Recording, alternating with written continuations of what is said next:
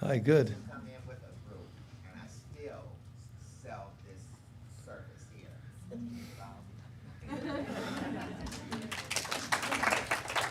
Thank you. Centering, please.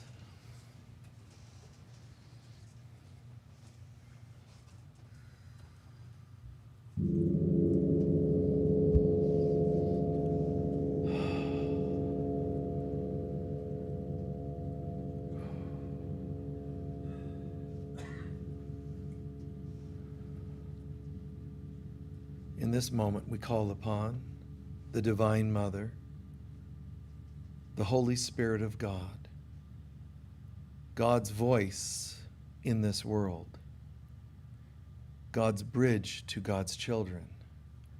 We call upon you to join our thoughts, minds, hearts, souls, being. Join all of us together. And since there is no time, all beings throughout all time, every continent that ever sat two or more gathered in consciousness, dedication to God, they are here with us now. An ancient song of oneness reverberating through each and every one of us. And not just those gathered, two or more, even individuals in a place of hurt and loss, confusion. You're here with us, but we stand together on your behalf. You with us makes us two or more. No one is alone. No one is left out of the kingdom of God. So in this moment, there is a sound, a reverberation of love and oneness throughout all of God's creation and all God's children. And we give thanks that that oneness is felt here and now, integrated here and now, and brought forward into our day-to-day lives. And so it is.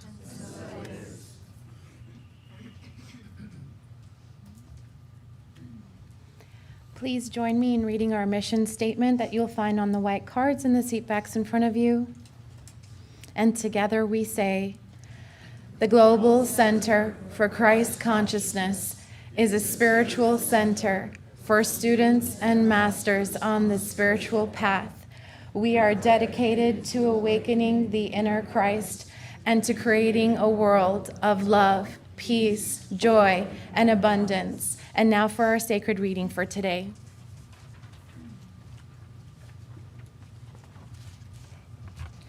From Corrie ten Boom. When God tells you to love your enemies, he gives you the love he demands from you. Love is the strongest force in the world. We must find the way, you and I, no matter how long it takes. Forgiveness is the key that unlocks the door of resentment and the handcuffs of hatred. It's a power that breaks the chains of bitterness and the shackles of selfishness. Only those who have been in prison does freedom have such a great meaning. To forgive is to set a prisoner free and to discover that the prisoner was you.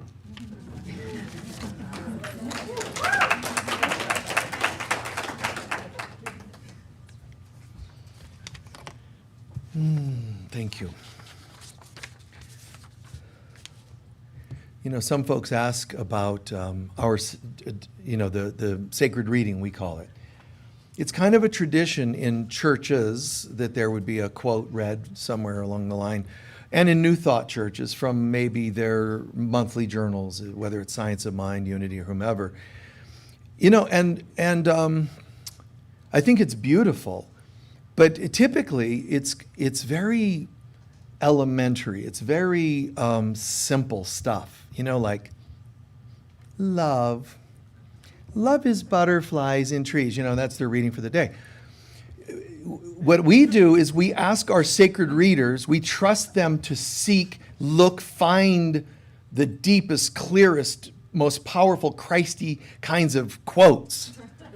And we trust them we want them to be channels, not readers, you know? We want them to find something that really resonates, something very powerful, so that every part, even our musicians and our chosen music, we want everything to be part of this building. It's not a talk, it's an experience. So everything we do, the morning prayer, the opening prayer, the songs we choose, everything, it's supposed to be like this in temples and churches, and so many people have forgotten that it's all building. And why? Because we're gathering in Mass, we're gathering as a group to connect with God. So to do flippant songs like it doesn't matter and just readings that are so basic, it just never really resonated.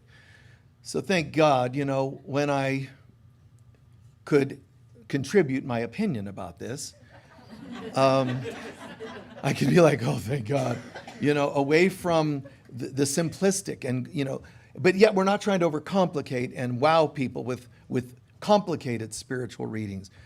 So the readers choose a couple of choices of, what they would read. And I just want you to know that that's how much we care about this experience being fantastic. And the music, it's praise, it's prayer, it's connection, without it being too traditional, So just know that that's what happens here, and that's a lot of why people feel such a frequency here. It's because everything we do, as best we can, 90-something% of the time, it's connected. Everything's really holy, loved, sacred, and so on. And then there's moments where, you slip and you bounce back, but we really do our best to, put consciousness into what we do. On that note, what would you like me to talk about today? Old ways of being, overcome old thought patterns. The epidemic of self-hatred on planet Earth. The lie of separation. Hold on one sec.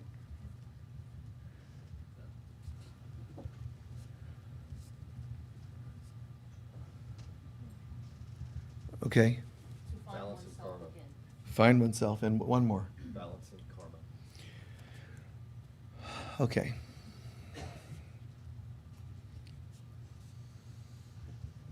One of you has a child that's pregnant, by the way. Just letting you know. You might already know that, but I can see. It's interesting because the child's soul is near you and not just with the one pregnant. And that's interesting to me because as I see that in you, you notice I'm not looking at the audience when I say this, All right, I'll tell you who it is. It's the pregnant person is Jeff. Kidding. He's like, wait, what? It's immaculate,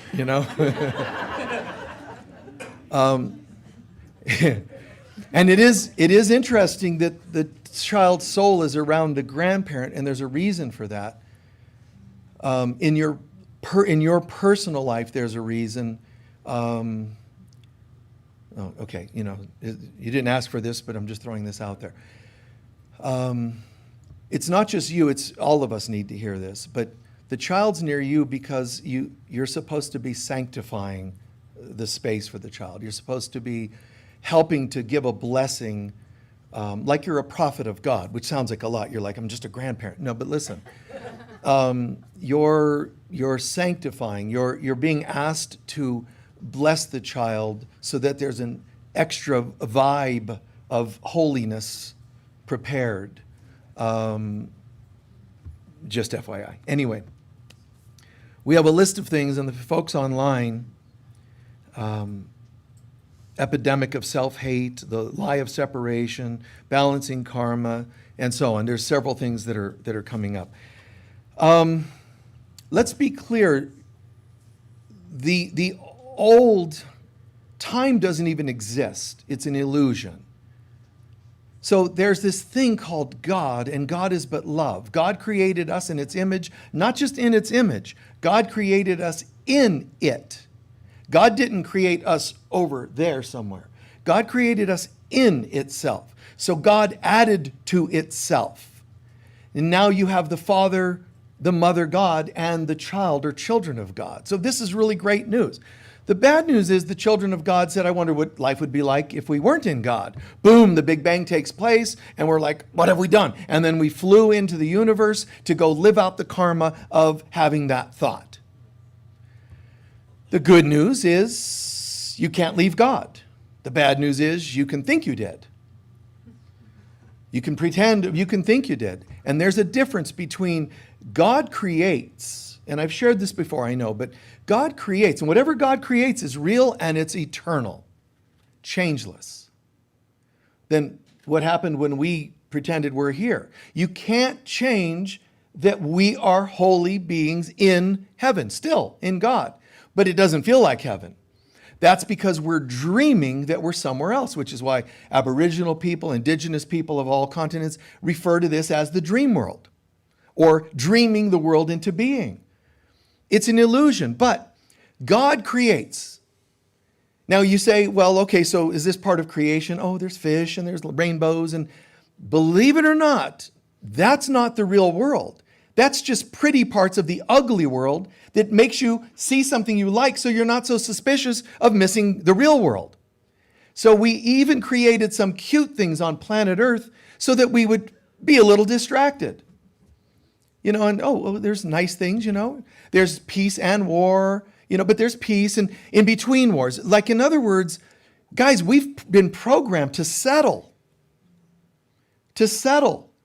And then if you say there's a world, God's world, where there's no such thing as war, there's people, spiritual teachers, y'all pay too much money to, and too many books you buy of theirs that say, oh no, God is also war, not just peace. God is also rape, and God is also this and murder, and no, that's not true. They're lying to you, but you'll actually believe it just so that you fit in. You're allowed to say, no, the emperor is naked. What you're saying is not true. Let's stop passing God off as a human with emotions and bipolar disorder. God has its ups and its downs because God is all, because they use that cool philosophical stuff. And I don't care if they're channeling. I don't care if their eyes roll back and and then you're like, ooh, this is cool. Their eyes rolled back. A good stoning, getting stoned will do that for you too. That doesn't mean you're cosmic. Wow, where are we going? Anyway, just because they roll their eyes back and say, God is, and if they say it breathy, beloveds, God is war and death as much as life. And people will sit in the audience going, that makes sense. It does not make sense to your soul. It only makes sense to your head. Because your head has you so screwed up, you'll settle for anything. It's not true. Let your soul speak. It is not true. Stop projecting onto God that God has bad moods. I am a jealous God. Well, the Bible said it, so it's true. Who was speaking then? Even then, those are humans interpreting and misinterpreting. They're doing their best for the time. God bless them. But the God of Jesus, for example, cannot be a jealous God. And there also have been, mythologically speaking, mythological doesn't mean false or made up, it means a right brain version of history. So in right brain version of history, there are other beings. The Bible tells us about other gods that have worked on this planet and run nations. There's gods of Israel. There's a god of, the Norwegian region. There's gods of Africa. All, they believed in gods. Those are called creator gods. It's in the Bible. It's not like I'm just throwing this on you. It's there. Sacred books tell us about this.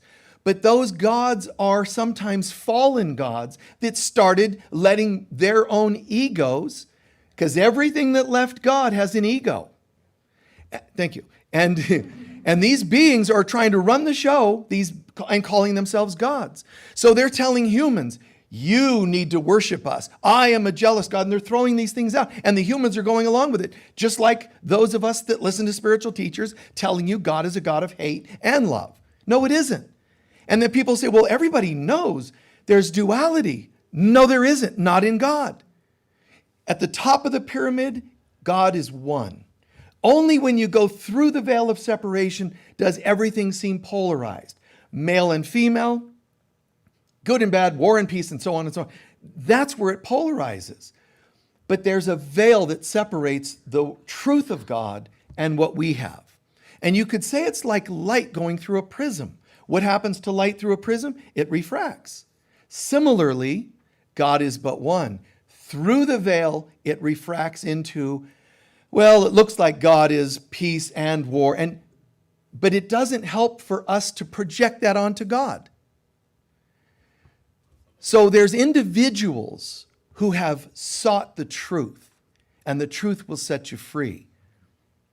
But the truth doesn't just set you free.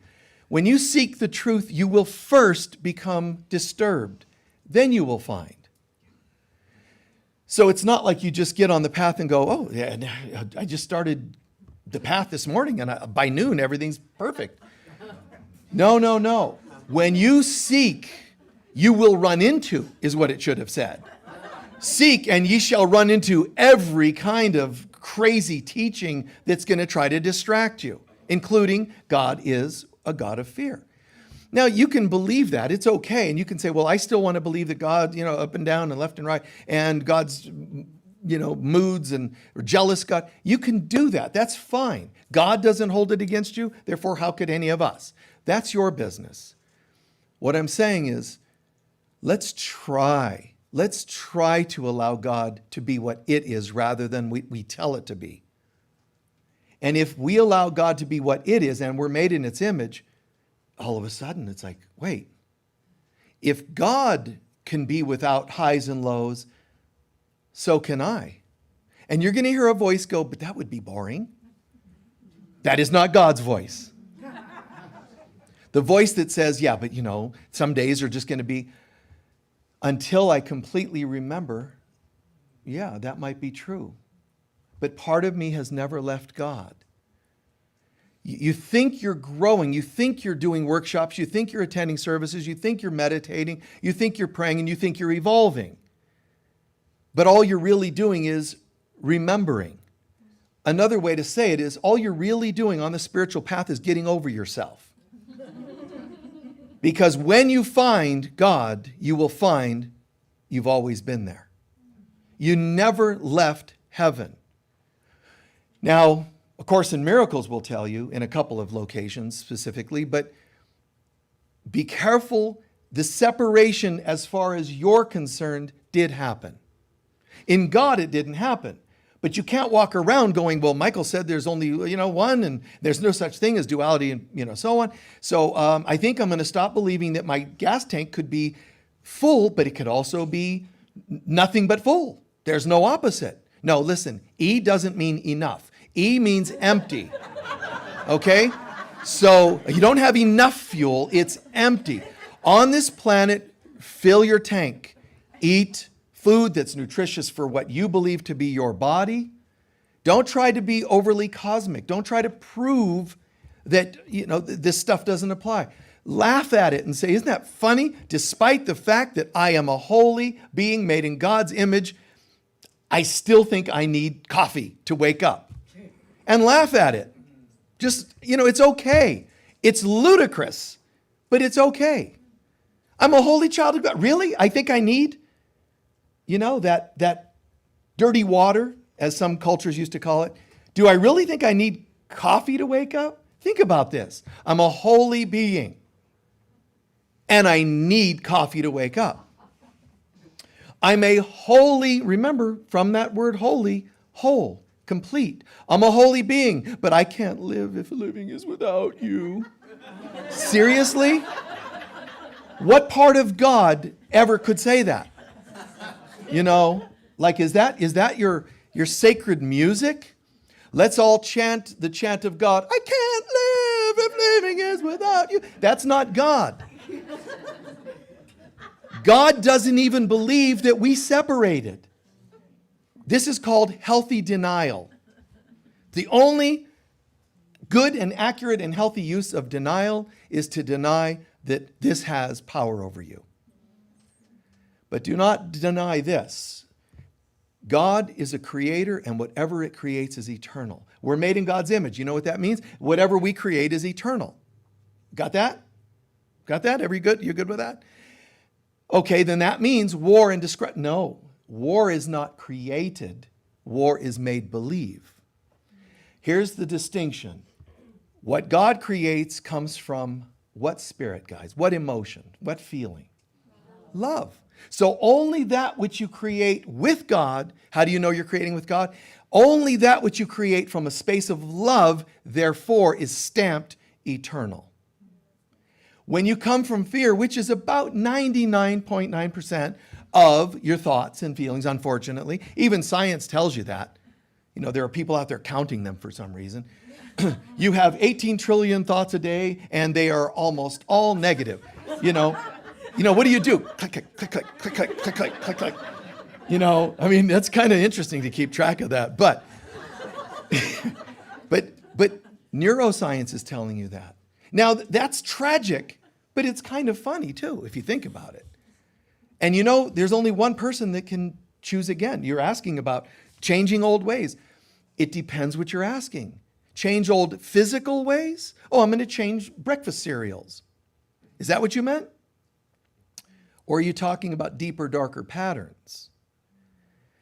Even when you change breakfast cereals, your ego goes, wait, what? I was napping. You're trying to change something? I don't like that. When you start to say, yes, and not only am I serious about changing things, I'm actually going to change lies, old belief systems that I am unlovable, to God's opinion that I am indeed lovable, always. Well, you know, the ego's going to, oh, man. Don't you be trying to mess with this. I have contracts, and it'll break them out. It's called guilt and shame. That's what contracts are, basically. It's going to break out contracts and say, you're not permitted to change your old ways. Well, yes, I am. I'm no longer choosing to do that. You have signed contracts to this effect. Literally, energetically, we have literally done so. But these are agreements that the ego has in its records of us. There's times when, unbeknownst to you, you said, and it looks it up, you know, oh, right here, I have, quote, I don't want to live anymore. Can I quote you on that? I heard an amen. Okay? It's not the word she used, but think about this. I don't want to live. You know what that does? I'm giving up my power. And the ego says, well, I'll live through you. This is like not a walk-in, but like a possession. Now you have that contract. You know, you said you didn't want to live, and I bought that territory you gave up. I own that. Then there's the part with, you know, I regret having children. Uh-oh. And now the ego is going to control them to some degree. I hate my job. Not a problem. We'll make sure you don't get a raise. We'll make sure you get fired by accident or on purpose. We'll make sure they gossiped about you and you know, threw you under the bus and you got fired. You see what I'm saying? All these subtle thoughts. Now the ego is going to say to us, and does say every day, don't you dare try to change your ways. Don't you dare try to change. Because if you do, I'm going to show you all of the things you ever thought, said, or did that are self-deprecating, self-destructive. And you're going to say, I don't want to believe I ever did that. And so the ego will say, then just shut up and go back to sleep, meaning disempowered. So we allow ourselves to give up our ability to say, I choose again. It'll say, don't you, I'm sorry, never mind. And you're going to be tempted to stay where you were. So in other words, trying to change your life is actually going to need courage that most of us don't believe we even have. You might think you have enough, but you don't. Because the ego is going to show you things that are horrible about yourself, even if it's not this lifetime. Because the ego knows, well, if I can't get you with this lifetime, you know what? Don't make me brush off the old books. Because there's ones in there where you murdered, and there's, you know, you did this wrong, and you did that naughty thing, and you betrayed your vows with the church and whatever. You know, you were a nun, and then you were a nun on a holiday, you know, and you just went wild. And, you know, it's like, it's got photos, by the way. Videotape. Before you had all these disturbing people going around filming every disturbing thing on the planet like today, the ego was doing this originally. Filming everything. And it says, do you want me to show you the nuns on a holiday thing? You know, you and your friends, your BFFs, BFNs, best friend, best nuns forever. Do you want me to show you?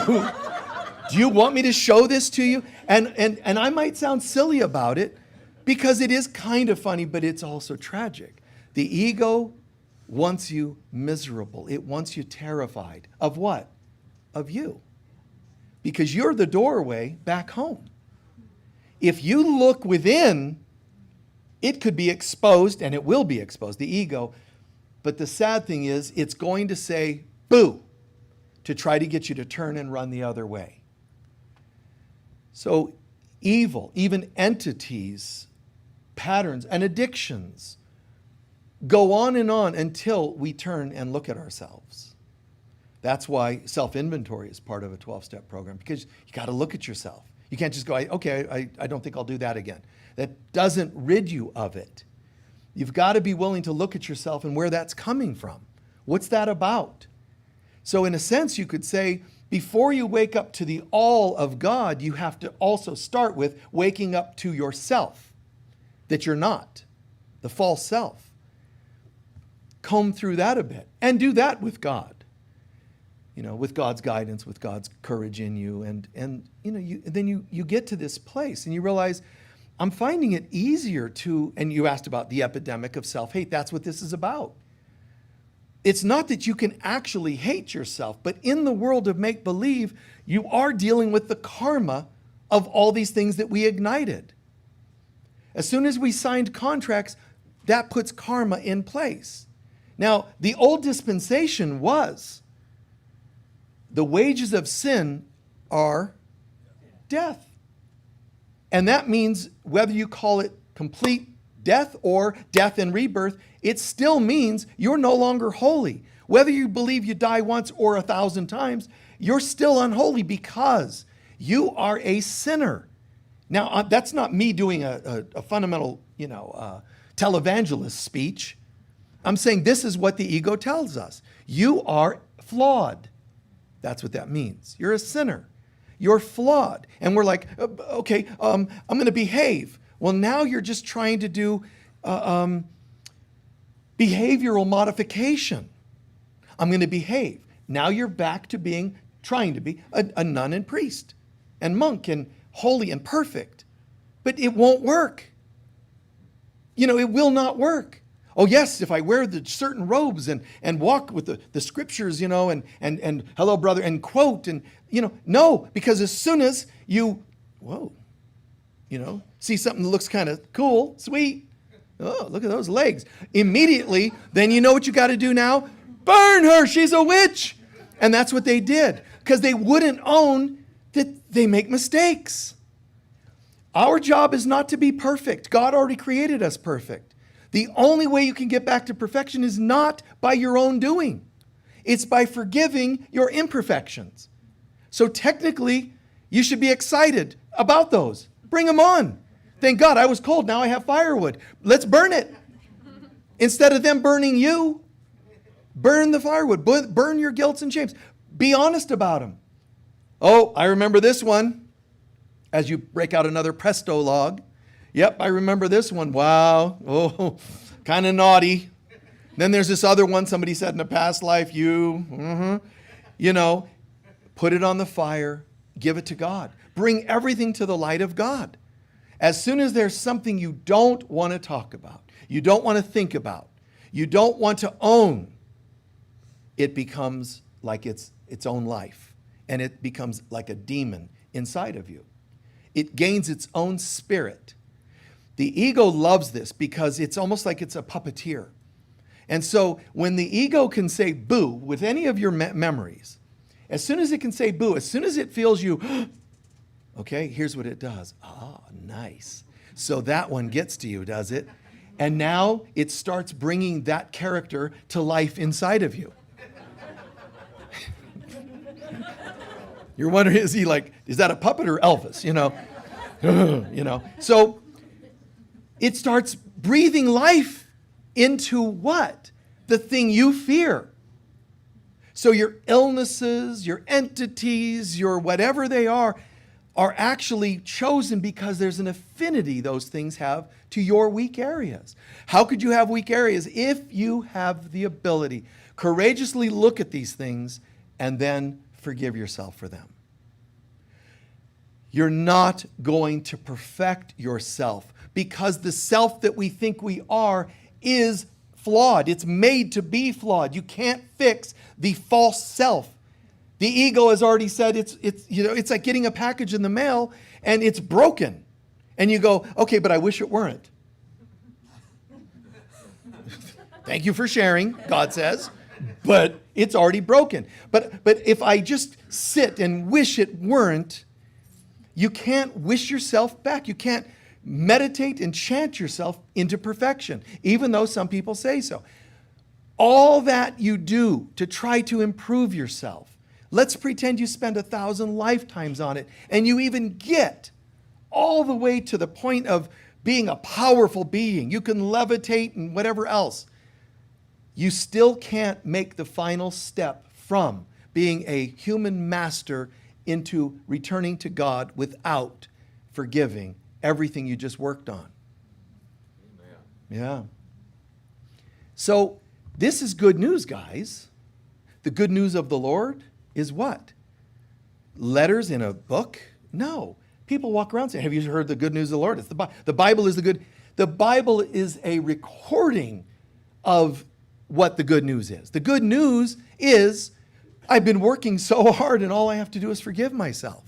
That doesn't mean you can lie and just forgive and then, do it again. And, that's fake forgiveness.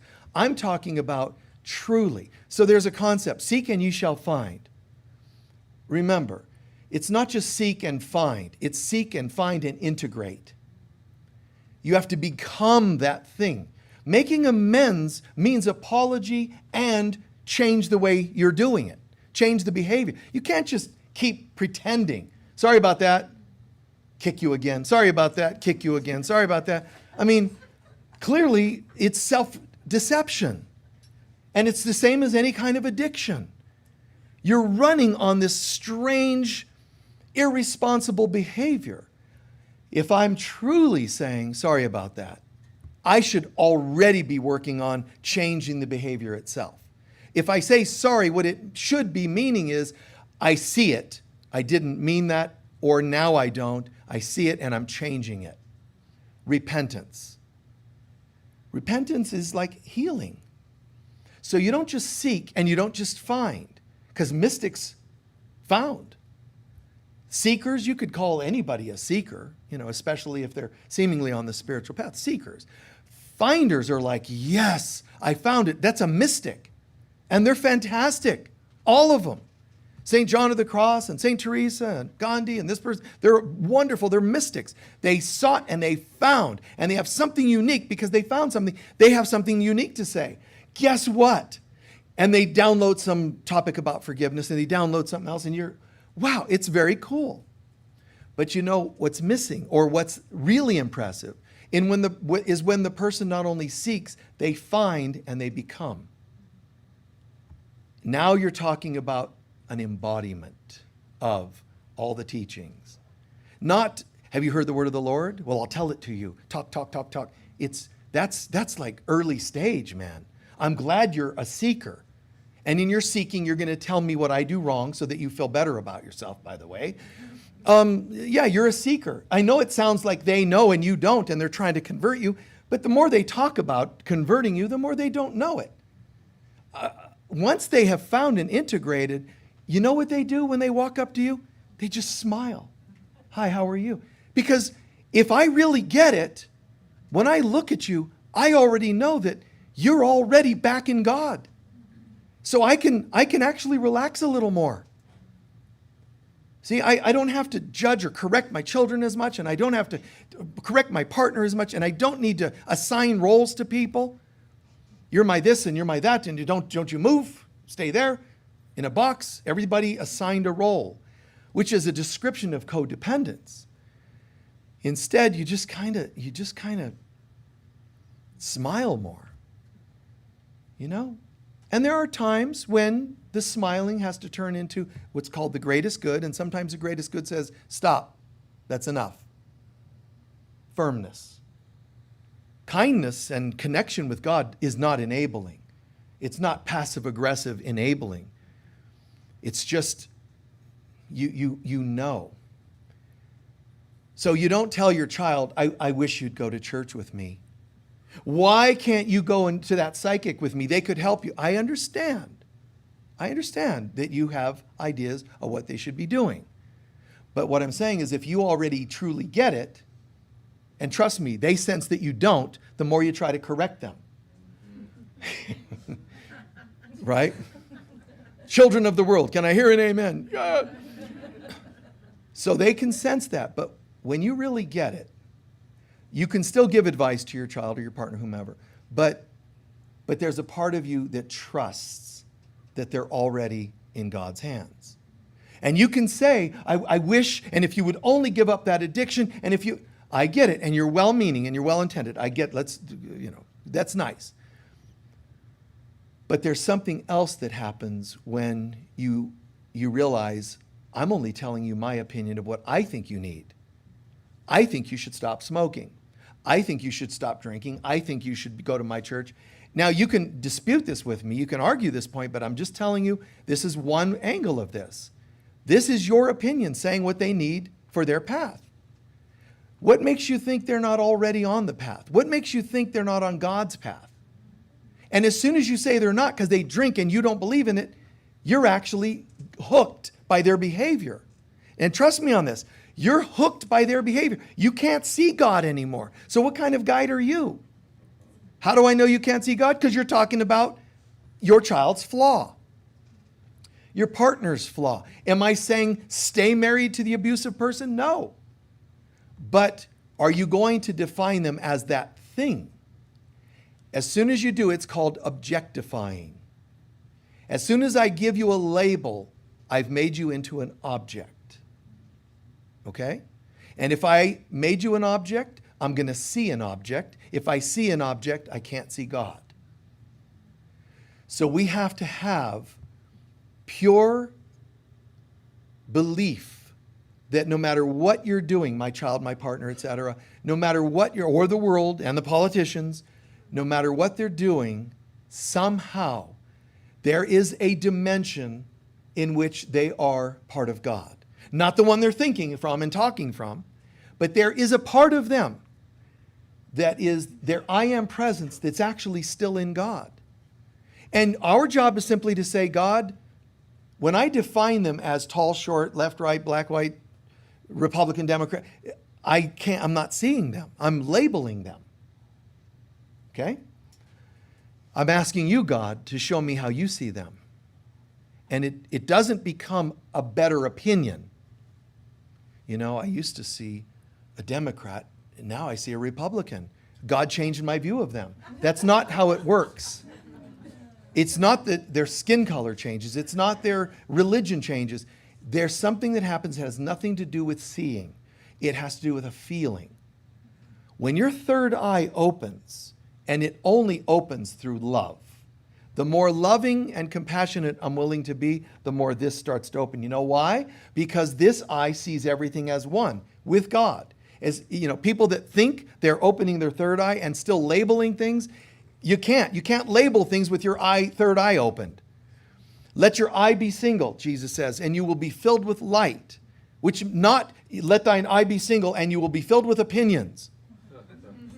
Just light. Well, what is light? I don't know. You can't describe it.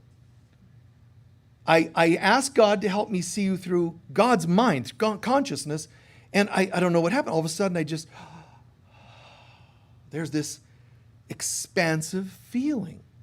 You know, when people said I had a near-death experience and I went to the other side and I just saw the love in everybody, and that it's like that.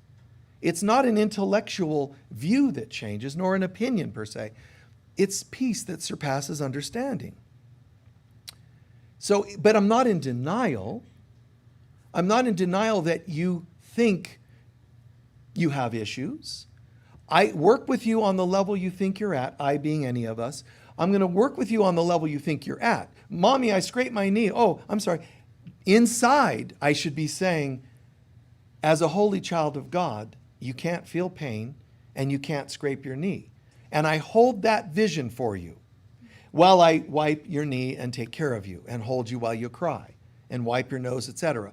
It's knowing the truth but respecting the illusion, being in the world but not of the world. You don't let your mind become hijacked by the ego and see everything from the ego's vantage point, because it only has one, and it's fear-based. Everything that I try to do in my life, any of us, when it comes from a centered place of love, it's co-creating with God. Anything else is not creative at all. It's just make-believe, which is why we call this an illusion so often, which does trigger some people. Stop calling this an illusion. That's a funny thing that they get upset about things like that. But what it is you're trying to take away their heroin. Somebody wants to be overly attached to this world, and you come up and do a talk and you say, this world's an illusion, and they get all triggered. Sometimes they get up and walk out, which is totally fine. But there's a reason they're doing it. Why are they upset? Is that God in them going, I don't like that you called this an illusion? Why are they upset? Because you're taking their heroin away. They're addicted to the illusions of this planet. All of its addiction, codependence, even, no offense, but even the whole concept of there's someone out there that completes me. How can you be a whole child of God and only be a half thee? That doesn't make sense. I made you in my perfect image, split in two. You're going to go to Afghanistan and you're going to go in Madagascar, and good luck finding each other. Like some romantic movie, and heaven help you, lifetime after lifetime waiting to find the pitter patter. Listen, those are heart palpitations. You should see a therapist or a doctor. When you feel, and here's the good symbol of a twin soul, the symbol of it is to show you are complete. All that you see in another person that you think completes you, all that you see in them, they get me. That's a sign that you need to get you. They accept me no matter what I do. You need to accept yourself more. They let me share my visions. Why don't you? Is that making sense? I'm not saying it invalidates. I'm saying they are a bulletin board, a sign of what you should be doing for yourself. So to that person, you can say, you are but a messenger, not don't you ever leave me. Because somebody's out there saying, I found my one and only, Michael. And they have a session in 2010, the year. I found my one and only. I'm like, okay, cool. That's why I don't do in-person sessions anymore, because the eye roll, I can't control it. On the phone, I can go, really? No, I'm sorry. I don't.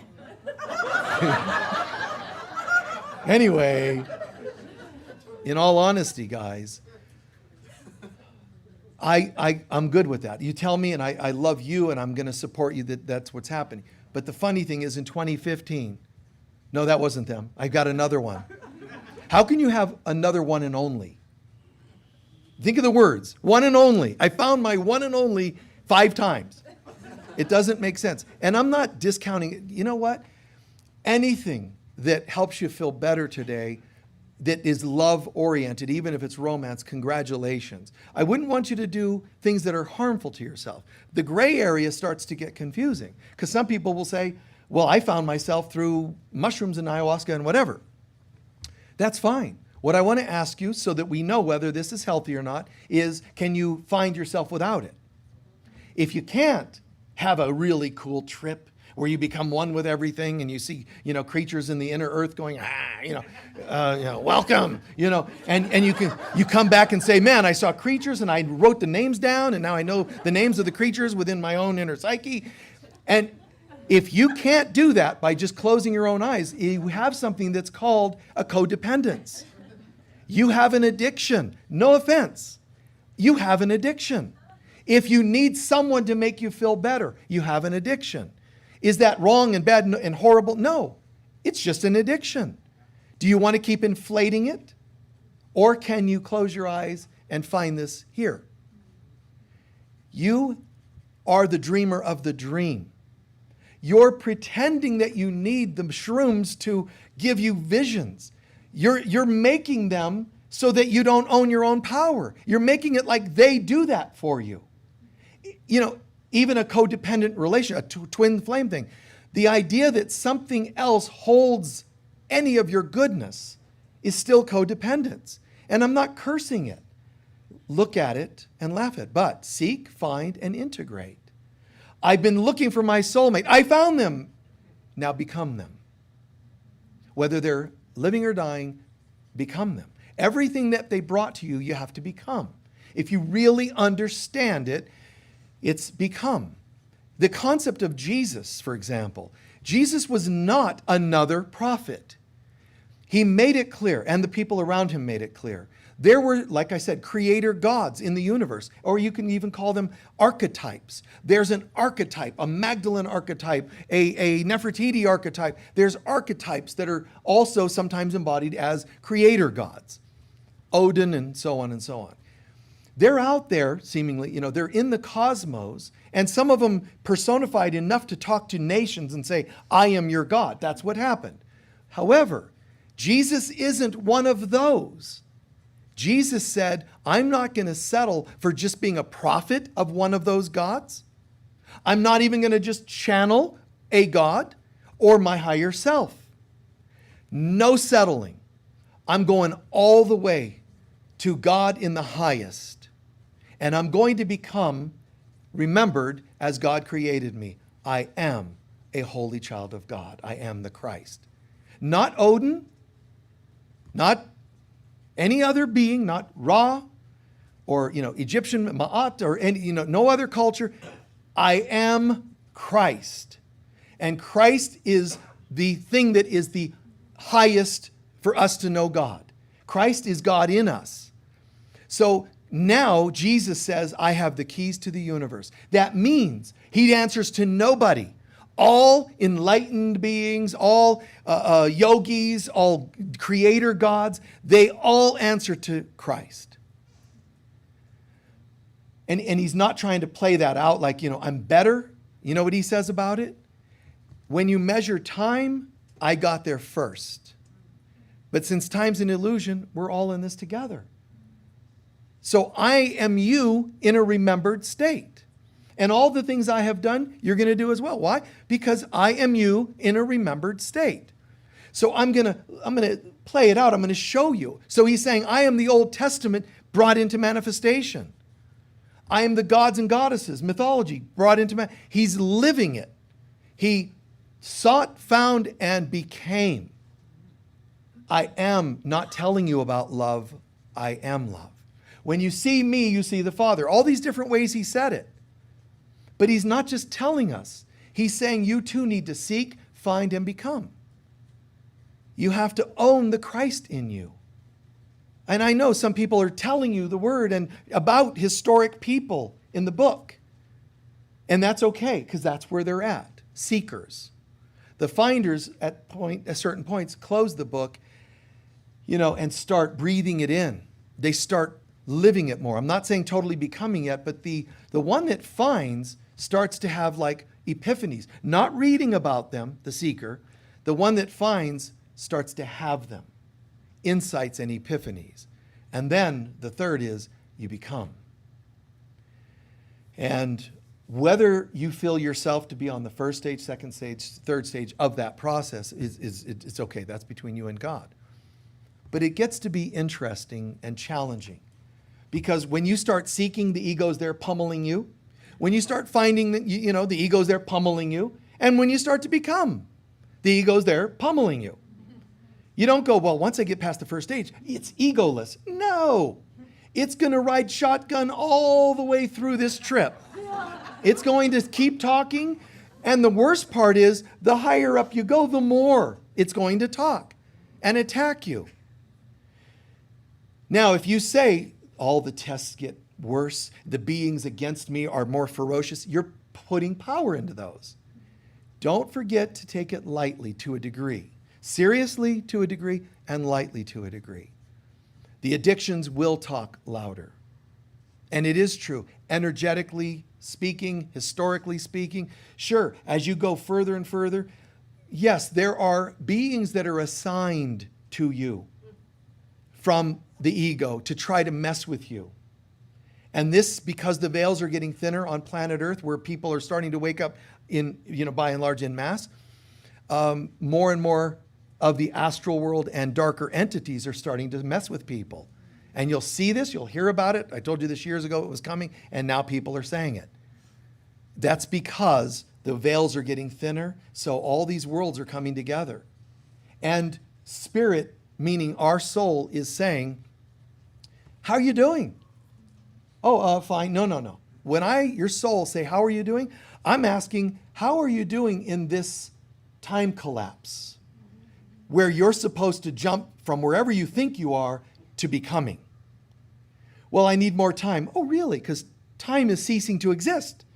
So you have 3 seconds. Ready? Go. Your soul is going to say, you know what? Enough is enough. But that isn't God punishing, Judgment Day, and so forth. This is our soul, guys. Our soul wants to go home. That's good news. But our human self that we think we are is completely terrified at that notion. So it's fighting to keep things as they were. Again, when you're asking about things like changing old ways, you don't just, I think I'll change something in my life. Change immediately wakes the ego up. What are you doing? As A Course in Miracles says, it goes from being suspicious to vicious. So the ego's going to go, and it's going to take all the forms you imagine in the world. It'll become people throwing you under the bus, people cheating on you, people gossiping about you, and even entities getting involved. The further you go in your awakening, the more you have to face the darkness. And that is, the greater the light, the darker the shadow. But the shadow is just your shadow, right? It's just your shadow. You're afraid of your shadow, as that old saying is. It doesn't mean you're bad when you start to see harder and more intense things. Actually, be encouraged if you can, even though it's a challenging time. Be encouraged and realize, and think of it in Michael's humorous kind of way. Think of it this way, that if you've got some really heavy, dark stuff attacking you, people and words and gossip and entities, if you got all that stuff happening, just look at it lightly and say this. If I were the way I was 20 years ago, the ego would not need anything like now to be messing with me. I mean, me 20 years ago, you might say to yourself, or it might be 40 years ago or 2 years ago, all you had to do was show me a beer. And I was gone, just drinking it up. And I would just distract. Now you're cleaning up all those things, the distractions. Here it comes. In other words, understand that if you're getting hit hard, something is afraid that you're getting somewhere. And it isn't God. Your ego says, let's make this clear. And again, I have contracts to prove it. You are me and I am you. So the ego says, when you become afraid, it's because something's going wrong in your life. But this is the funny part.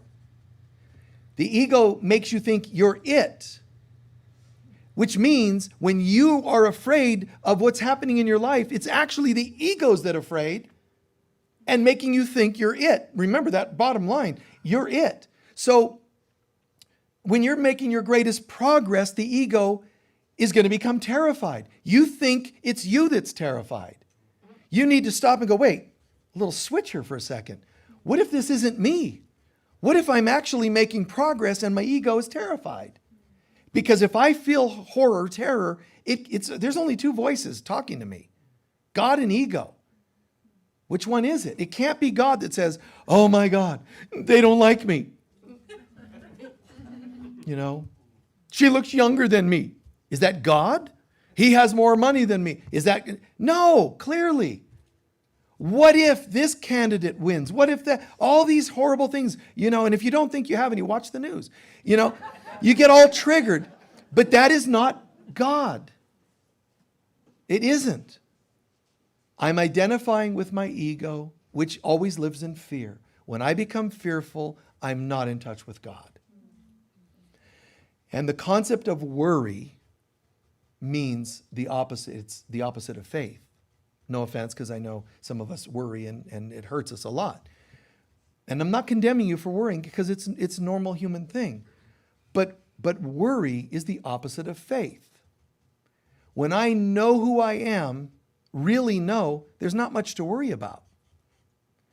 If you know you run twice as fast as any human being on the planet and you're about to enter a track meet, should you be like, oh my God? If you know you run twice as fast as you got it made, right? And we need to learn to have that kind of confidence about who we are. I don't know if I can survive this divorce. Who do you think that is right there? That if it's not God, clearly, that's fear talking. And the Bible tells us God did not create fear in man, but instead a sound and peaceful mind, which means the peaceful part of me is made by God. If it says God didn't create, then it must not exist. So my fearful self is just another make-believe day. I don't know if I can handle it. I don't know if I could do this or that, the other. And guys, we make all kinds of evidence to support the ego's testimony. And for that, I'm sorry, because that makes it very challenging. It's easy to hear these words and you go, wow, yeah, I get it. When you're in a divorce, it's not going to feel as easy. When you're dealing with crisis, life crisis, death, loss of loved ones, and you're not usually at your child's bedside going, thank God it's an illusion. You're hurting, and that's okay that you feel hurt. But feel the hurt and give the whole experience to God. Show me how you would have me see this. And the more I'm distracted, I can't get over the fact that I'm hurting. That's okay. Because as soon as you said, but I'm willing to see this through your eyes, something in you will permanently change whether you see it or feel it immediately or not. Know that when you ask, it's given. And you can stand at the bedside going, secretly in your mind as you're looking over that person that's passing away and it's a horrible experience that you wish weren't happening. And yet inside, you can say, well, just FYI, Lord, I surrendered it to you. I'm still feeling pretty upset. That's choice now. Stay upset as you'd like, but know that inside your soul, the change was made. The human part just hasn't caught up yet. When will it catch up? When you're in the mood. When you're in the mood. But it's an amazing thing when you're in this zone. Like my family didn't like me for probably reasons you can observe just as I stand here. The way I looked, everything was just always wrong.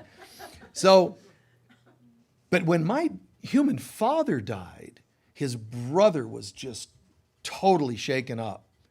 And then my oldest brother was close to my dad, and so he was in a bit of state of shock. But they're like, should we go see the body, and whatever. And I went, I was on tour, I think, at the time in the area. So I said, okay, well, I'll come by. So I go by. But this is me, man. I just feel so much God. And it's not that I'm like holy and perfect all the time. I'm just saying my typical go-to, my default program is like, I just feel plugged in.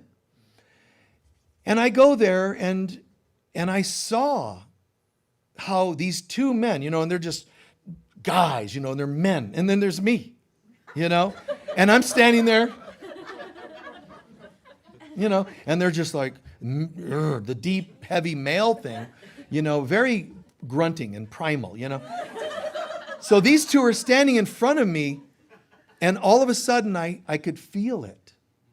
They're, yeah, so this is really, yeah, what a shame. Yeah. They're doing and all of a sudden, I just took the two of them and brought them into a hug.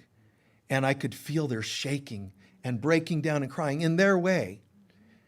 You see, and it's like,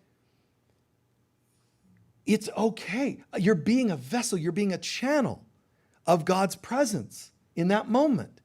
But I had no judgment and no agenda. Because you also, when you see the good in people, it doesn't mean you now have an agenda for them to behave a certain way. It just is what it is. I've never seen either of them since. I can't tell you how much it changed. I don't know or care because you stay out of it. All I know is that in that moment, a miracle was taking place. And the miracle wasn't their pain was gone. Realize this. The miracle was they were allowed to feel the pain. And of all people, do you think they went home to their wives? Yeah, that Michael, boy, you really brought us into our feeling self. No, they probably never remembered it happening afterwards. You do your work. You be the presence of God on earth. You seek, you find, and you integrate. You become. And it's so beautiful. And some people are going to say, who do you think you are? And it's going to tempt you to go from becoming down to finding, down to seeking, and I don't know, shamed. I shouldn't look, too good or too happy at the funeral or and you shame yourself. But remember, when they do that, please remember, when people do that, they are you testing yourself. What they're doing isn't very nice and it's not appropriate. That's understood. But as you grow, you realize there is no other. Their voice is me testing myself. If you're okay, you'll never become, seeking, finding, becoming, you'll never become without learning the law of responsibility, that there's only one of us here. And when you realize these things are tests, you actually succeed your tests far more often. When you think of it as a linear, separate thing, this thing that's happening to you, it's harder to make it through life's tests. When you realize it's a mirror of you, it kind of becomes interesting. Well, wait, this is, like a shift. And you just, wow.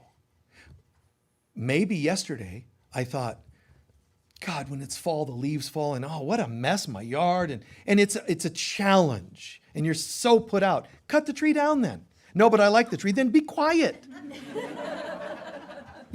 Choose your belief and then hang with it. Okay, so you condemn the tree for dropping leaves, but you want the tree to stay there and have leaves. Okay, fine. You could also go out and rake them and say, this is interesting. I could look at it this way. When the tree is in full bloom, I love it, and it gives me shade and scent or whatever it gives me. I wonder if raking up the leaves is a way of saying thank you. So now I'm showing up. I'm plugging in. You see? And divorces, bad guy, good person, bad person. True, the things were hurtful. There was selfishness and all that. But what if this is a test that I'm bringing myself through? How do you want to score the test? And if you say, I don't care, I'll score an F. Not a problem. God does not judge you for it. God stays beautifully objective and watches you spin around with more lifetimes married to the same person. Because God knows, not hopes or believes. God knows you're going to get it at some point. How could you not? You're God. There's nothing you can't eventually figure out. So God knows you're going to get it. And you, as the image of God on earth, which is not sacrilegious to say you're the image of God, as children of God, representatives of God, we're supposed to start acting like it. Meaning, see the good. Not let the things hit you as hard as they sometimes have. Don't judge your addictions and make yourself not be addicted. That's behavioral modification, which is only short-lived. It's not permanent change. If you want permanent change, seek, find, become. So go on the path of recovery. Start letting it land. This makes sense. Oh my God, it makes sense to include God in my life, to do self-inventory. This makes sense. Now you're finding. And become means I'm not a former addict. I am a child of God. And now the old addiction, it just finds no home here. Not because I'm resisting it, it's I've become something new. Do you see the difference? And closing, in the science of neurology, I've shared this before, but the brain is now known that when you have positive thoughts come into your brain treats it like Teflon, and positive thoughts skip through. Negatives are treated in the brain like Velcro. Well, it's not my fault. Come on. You get mad at me about it. And I agree, it seems unfair. But who do you think created it that way? We did. I have an idea. Let's create a brain where positive changes slip through like Teflon. And negatives, this is just my theory, should be treated like Velcro. Now, you guys could say, well, we appreciate your vote. You're running for office here as a child of God. You're running for office as a child of God on planet Earth. Can you justify how it would make sense that we would want negatives to be Velcro? Nobody would, in their right mind, would believe that, right? But we weren't in our right mind. We believed we separated from God and deserve punishment. The wages of sin are death. So we said, negatives will become Velcro. You know why? Because it won't be my fault. Negatives will get stuck and it isn't my fault. And if I become negative, if I become an addict, it wasn't my fault. This is the way I was wired. But when you seek and find and become, you can't become while still thinking the devil made me do it. Uh-oh.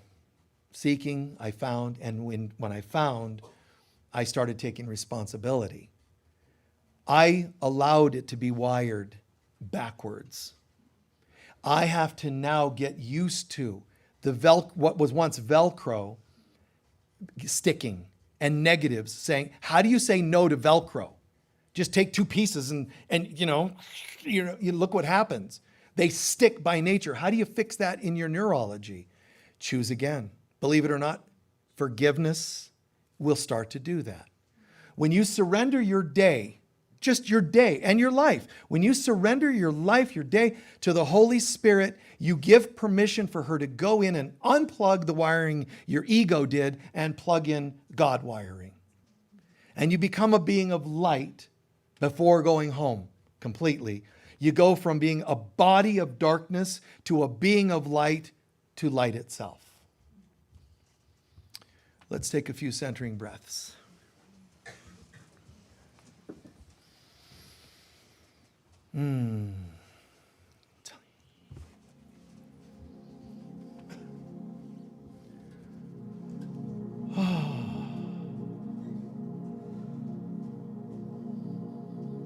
Just relaxing, centering.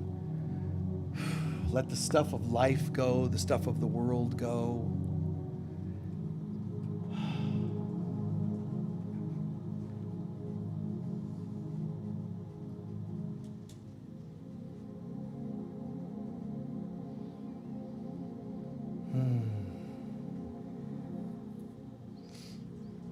What did you hear today that made sense and what didn't? Whatever didn't, you let go. Just let it out like Teflon.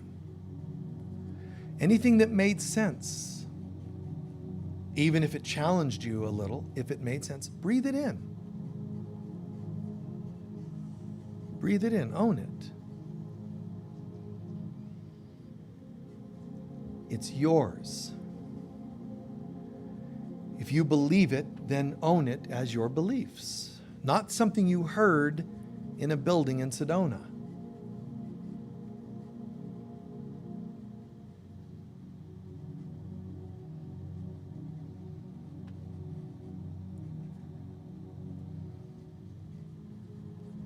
Now, think of your most powerful experience, spiritual experience this year. An epiphany. I don't care if it was an ayahuasca journey, finding your twin flame, surviving an illness, whatever was to you a powerful experience, a baptism. Whatever was a powerful experience. Let's take just a half a minute to view how you went through that as a seeker, not finder, a seeker. As a seeker on the path, what did that event look like? Which is pretty much going to be the way it was. So right now you're just remembering the event. You're a seeker on the path. You're a student on the spiritual path. What happened to you, if anything at all? It could be this service here today, a sound healing. Tune into it and see yourself going through it like a student on the path.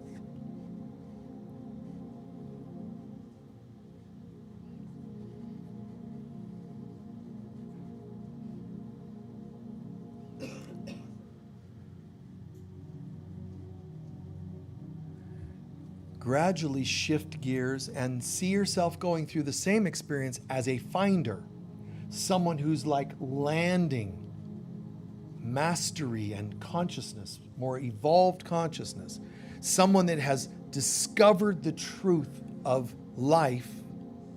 We're not saying fully Christed, but just, I'm getting it. I'm a finder now. That more evolved side of yourself.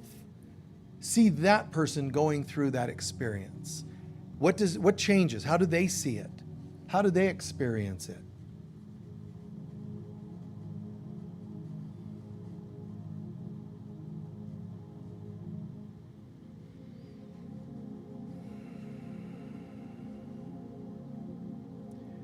There should be things like expansive view, expansive feeling, greater perspective, a finder.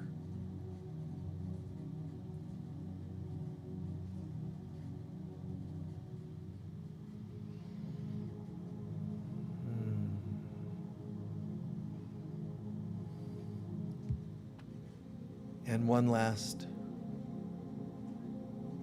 someone who becomes.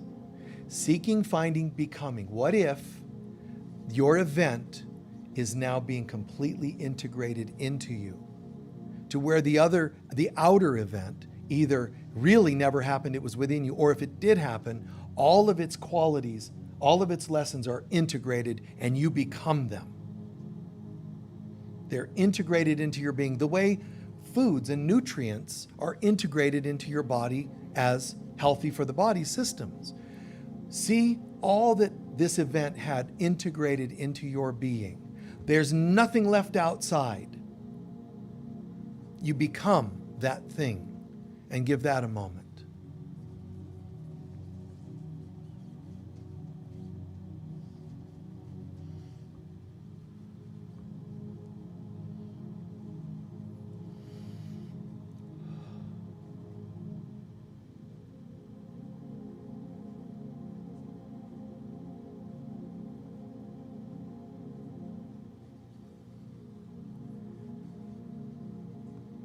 Now, even where you're sitting, I am. Not I seek, not I find, I am. If you really get that, and it's okay, you might only get it 10%, you might get 100%, whatever amount you get, I am. All that this event was showing me, I am. I am this love. Even just attractiveness to another person, I am this love. Prosperity, somebody won the lottery, I am that prosperity. I am. And sit where you're sitting, wherever it is on this planet, just sit and just slowly let your body unwind so that there's no section of your body that excludes this I am.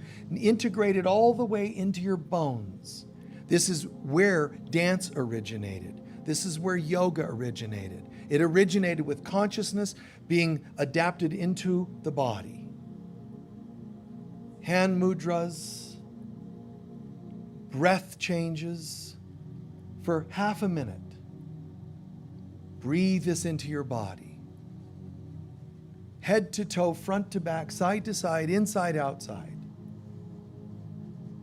I am, I am. All that I was ever seeking, I am. So your body can also do things like thanks, gratitude. Your hands could reach to the sky as a statement of thank you, because it's not you, this is God we're finding. So if you feel called, yes, lift your hands. If not, move your fingertips. Stretch your back. Allow more God to be integrated into your being.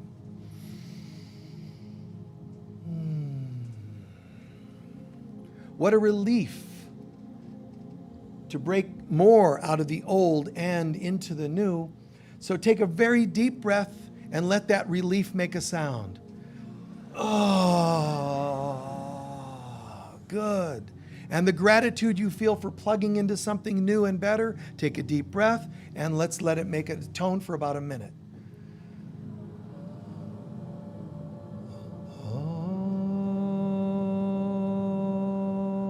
Oh, keep going. Take a breath when you need and just keep going. This is a sound of gratitude to God. Let that sound break up old beliefs and cells in your body. Just let it happen.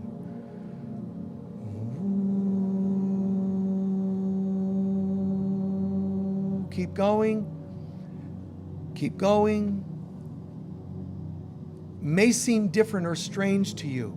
A soprano hits a note and shatters glass. When you're toning, you're breaking up old crystalline patterns in your cells. So send that frequency to your body and to the world. Goodbye to old politics. Goodbye to old ways of thinking. Goodbye to racism. Goodbye to poverty. Chant it away.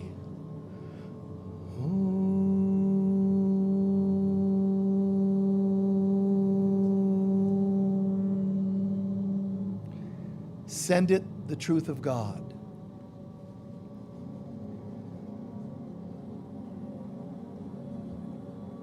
And then hear, and so it is. Just slowly integrate back into your body.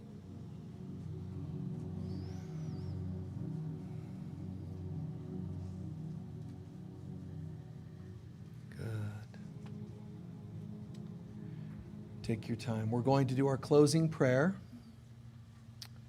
Take your time getting into your body. Thank you.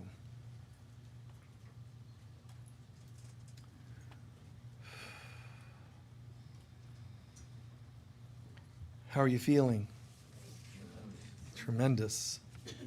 Good. What did you hear or learn from today's talk that made the most sense for you? Yes? I loved it when you were talking about how as we rise and that we might find inner peace. Yeah. And I had that experience, and I got it from someone, an affirmation. Wow. You are. And I went immediately to what I know how to do. Which Well, is nice. as I am. What a difference, the place of the lost self and then the remembered, Exactly. the knowing. Isn't that great? Such a comfort. Nice. I also had an experience from last week with this whole thing. Yeah. Was when I saw that, I immediately went to, oh my God, maybe these people are evil, they're just looking for money. There's ego, hello. Yeah. Michael told me about that. I don't need to worry. Right. God will allow me to discern what is good Nice. and what I can grow. Nice. In your day-to-day life, seeing how you're learning to call on God to help you see things differently, see things divinely. It's beautiful. Thank you. Anyone else? Yes. Forgiveness is the entry point for the Holy Spirit to be able to un-Velcro. Yeah. And create more Teflon. Yeah. Fight the Velcro. Go ahead. Or just call on the Divine Mother to help you deal with it. And forgiveness is going to be her primary go-to tool for that. Yes. Recently, there was an experience where there was extreme grief. I couldn't reach that light point. It was bitter. Oh. And so the despair and anxiety and depression, just everything kicked in at once. Yeah. So there was desperation, and the angel actually spoke that too. You shall forgive. Nice. And, Yeah. Going through periods, depression and hopelessness, like during the week, let's say. It's interesting because you can't have those kinds of experiences without God saying, if you forgive, this will disappear much quicker. Yes, the cycles of life, it'll sort of go away, but it'll come back because it's a cycle. Forgiveness frees the cycles. Just because you figure, well, time heals, just because something fades from your thoughts doesn't mean it's healed. Time sets it aside to come back later, should be what the saying is. Time doesn't heal. That doesn't make any sense. You know? So, right? But a forgiving mind. Now, it doesn't mean you're wrong or bad for having a low day. It's not what I'm saying. You're having a human day. Forgiveness brings you to a divine day. Do you have to know what you're forgiving? You don't. I mean, how is that not us being spoiled? We don't even have to know what we're forgiving. All we have to do is say, all I know is this isn't feeling good. Something in my thoughts brought it to me, and I'm giving that to God. It's an erroneous belief or a judgment somewhere on someone, and I'm giving it to God. That's all we have to do. Just give the situation to God in a forgiving mind and ask, in the flip side, ask to feel God's day instead. What kind of day do you, Holy Spirit, want me to feel? I know it's not this. God's never said, I want you to have misery for a few days. It's impossible. The Lord thy God is one, and the one is love. It can't have good and bad days. All right, let's do our collection and our closing prayer. Please be as generous as you can be in the collection. We appreciate it. We're just past halfway through the year, and we've done our finances, and just those of you who have the means, we're doing pretty good for the year. But as happens, we did new carpet and some new electrical up here, the AV and all that. So we're needing to raise about $5,000. So for those who have the means, please send some extra this week for the month. So take your love offering, hold it to your heart, really believe in this. Even if it's air that looks like a lack of money, take the air, charge it with abundance. Charge it with prosperity, with your love. You can follow the prayer in the form in front of you or online. Together, please. Divine love flowing through me blesses and multiplies all that I am, all that I have, all that I give, and all that I receive. And so it is. Thank you. While they're passing those bags and baskets, put your donations in the bag, preferably. The baskets are for any extra donations that we would use to help people of lesser means or for special projects. The chaplains do healing prayer after service. If you or a loved one you'd like to present for a healing prayer, you can stay and write it down on a paper they'll give you, and you can be included in the prayer. The crystal bed is here outside in this outer room, in our healing room. There's a crystal bed that has some incredible, the crystal bed is like these 7 specifically cut and tuned chakra crystals on each chakra. So it's profoundly effective. I mean, you got to check it out at least once in your life. And by the way, those of you, it was a last minute thing that we sent out a notice that we had these crystal skulls brought in. It's amazing stuff, right? We were so appreciative that these folks had these that were unearthed, and they're sort of the custodians, and people all over, especially Central America, but in the South America and Central America, these people are finding these skulls, and we're not just talking about just crystal skulls. We're talking about they're carved with, and imputed with high technology and memory, and it's really intense stuff, beautiful stuff. So they were in town, and one of you had the beauty and graciousness to think of us and said, why don't we try to get them here? And you did, so thank you for bridging with us to them. They loved the center so much, and our attendees. They said, we'd like to come back. So they're going to bring even more crystal skulls. So they'll be back, and they said next year Then they said, well, how about this year? And then we said, why don't you just come and do the Daughters of Heaven conference? So they're going to be one of our guests for the Daughters of Heaven conference.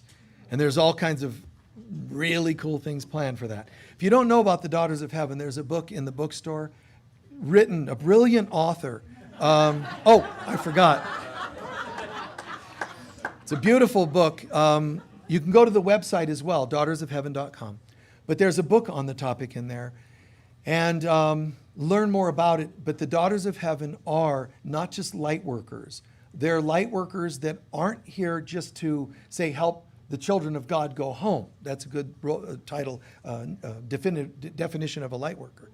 The Daughters of Heaven are anchoring home here. They're here to be the presence of God, like spiritual midwives. So keep that in mind in case you feel that calling. Daughters of Heaven are not just into spirituality like light workers, which is fantastic. Daughters of Heaven feel a unique connection to God, the Holy Spirit, the Divine Mother, Jesus, some of this specifics. It's not just general, I'm into pyramids and, whatever else. It's like you're really tuned into those significant deities, entities. On social media, if you watch us, we thank you for being on there. Just, you can like us and do all that good stuff. But do remember, guys, we have, besides this program, we have a Facebook page called the Friends of Michael Mirdad, and then we have a group on Monday. You can join us for a couple hours if you're part of the Facebook group. We also have a Daughters of Heaven group that meets on Zoom every 2 weeks. We do a nice sharing and talk. So there's that Facebook group. So the center here, the Global Center, has a Facebook group. The Daughters of Heaven has one. Friends of Michael Mirdad has one. So there's other ways you can join us through the week. And I've already said it, but again, Daughters of Heaven Conference is September 27th to 28th this year, September. And remember, we have gift bags if you were looking for something to be able to give somebody without having to think about it a lot. There's, a book, an incense burner, package of incense, a gift card, several things all in one little $20 package. And the value, I think, is $30, $40, or whatever it is. So you can get something like that, and it's easier to pass it on to other individuals. In any case, thank you. What did you hear or learn? Anybody else want to share from the talk or the meditation? I'll just do one or two more people. Yes? From the talk, whatever level that we feel that we're at, the tests that we seem to go through, and so much peace and understanding that it's just a reflection to us instead of something happening Right. to us. The stuff you go through is a reflection of where you're at. Deep, dark stuff, deep, dark place. It's summarized very well by Mother Teresa. I know that God doesn't give us more than we can handle, but I wish He didn't trust me so much. Yes. Seek, find, become. And to walk through an experience and to choose again to embody something that maybe we had thought we were just thinking. Right. Beautiful, isn't it? Seek, find, embody this stuff. Stop just talking about it. Stop just talking about the journey, the search. Stop just talking about you found. I mean, that's fantastic, of course. Become. And when you become the change you want to see in the world. You become a guide. You become a support system. You become a midwife to others. Daughter of Heaven, basically. You become, and you're like, I don't just talk it, I'm here. How can I help?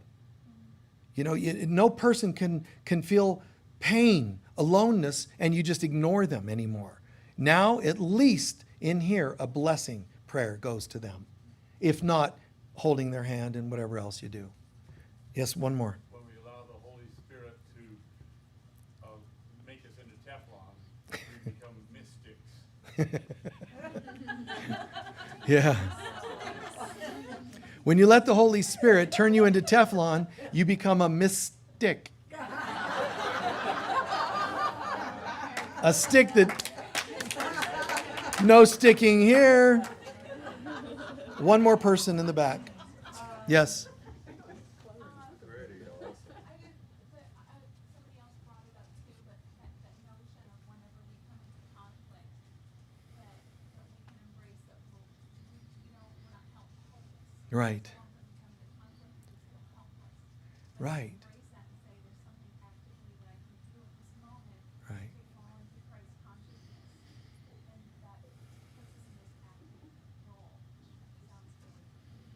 Beautiful. Yeah, you're welcome. Isn't that amazing? Just repeat that in a sentence if you can. I was thinking about it and I ended up writing it in my phone because I didn't want to lose the idea, the notion that whenever I have conflict, I'm not helpless. Whenever we have conflict, we are not helpless. All that we need is right here. I can notice my opportunity to be active in Christ consciousness. Wow. Just, yeah, centered and active in Christ consciousness. If God is with me, what could be against me? You know, Jesus didn't have to fight the stuff he dealt with. He didn't have to fight demons. He didn't. He didn't have to fight illness. He knew the truth, and in the truth, those things can't function. They just become, powerless. And we will all come back to that. Well, I wish I could, in healing people and exorcism. No, wait. Start here. You got a few things to exercise already, So just know, start there. And anytime if I start to feel like called, and it's right to do, even if I feel called by God to do something for someone or some group, I also hear, and for yourself. We're in this together, just clear yourself. Okay?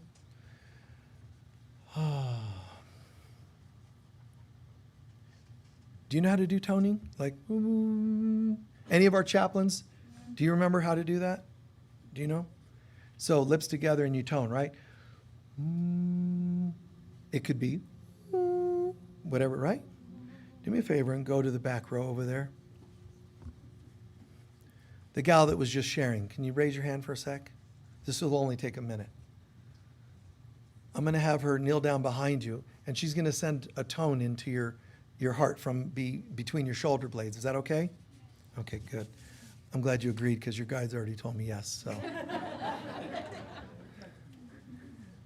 and so what she shared at the end was brilliant, but there's something happening in here.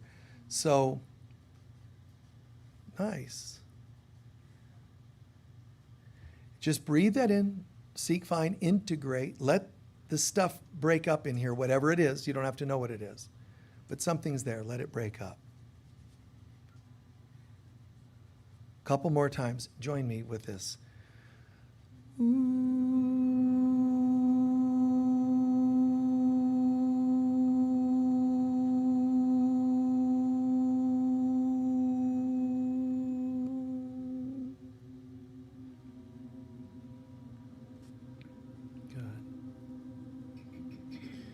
Breathe in our love and let that start to break things up. Good. Let's relax.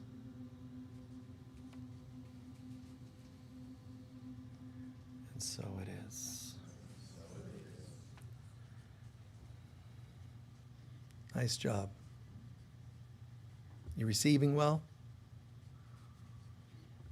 Soak it in. Yeah, the deservability. So let that become kind of an affirmation for yourself. I mean, a whole service stopped to do that for a moment. It must mean you deserve. Do you understand? And if you deserve, if she's us, wow, we deserve goodness in our lives. Thank you. Please stand for our closing prayer.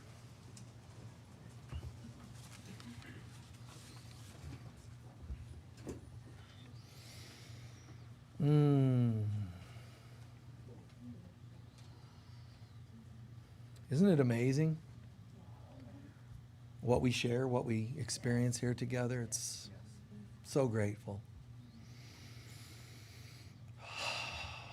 We close with a breathing and a sense of gratitude. But it's not just what we appreciate here.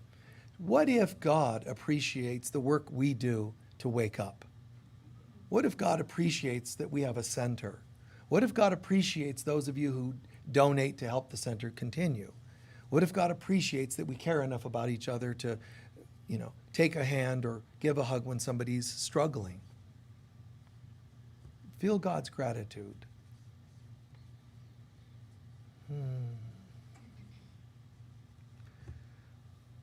The light of God surrounds us.